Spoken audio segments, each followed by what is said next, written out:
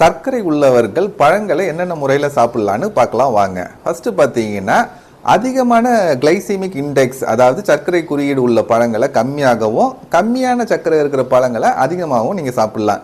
கொய்யா பழம், கிவி பழம், ஸ்ட்ராபெரி, ப்ளூபெரி, ஆரஞ்சு, ஆப்பிள், பேரிக்காய், பப்பாளி பழம், இதுல எல்லாம் சர்க்கரை கம்மியாக இருக்கும். இதெல்லாம் நீங்கள் கொஞ்சம் அதிகமாக சாப்பிடலாம். முக்கணிகள், மா, பழா, வாழை, பைனாப்பிள், திராட்சை பழம் மற்றும் சப்போட்டா பழம், இதுல எல்லாம் சர்க்கரை கொஞ்சம் அதிகமாக இருக்கும். கொஞ்சம் அளவாக சாப்பிடுங்க. பழங்களை முழு பழங்களாக சாப்பிடுங்க. உங்களுக்கு நார் சத்து கிடைக்கும். பழங்கள்ல இருந்து சர்க்கரை உடனே ஏறாது. பிளஸ் உலர்ந்த பழங்களை சாப்பிட்றத அவாய்ட் பண்ணுங்க. ஃபுல்லா பழுத்த பழங்கள்ல சர்க்கரை அதிகம் இருக்கும். ஸோ அரை பழுத்து செங்காயா இருக்கிறது சாப்பிட்றதும் உங்களுக்கு நல்லது. பழங்கள் அதிகமா சாப்பிட்ற அன்னைக்கு உணவுல கொஞ்சம் கட்டுப்பாடு இருங்க. சப்பாத்தியோ ரைஸையோ கொஞ்சம் கம்மியா சாப்பிடுங்க. பழங்களை உணவோட சேர்த்து சாப்பிடாதீங்க, கொஞ்சம் பிரிச்சு சாப்பிடுங்க. அதனால ரத்தத்துல ஒரே அடியா சர்க்கரை ஏறுறது தவிர்க்கப்படும்.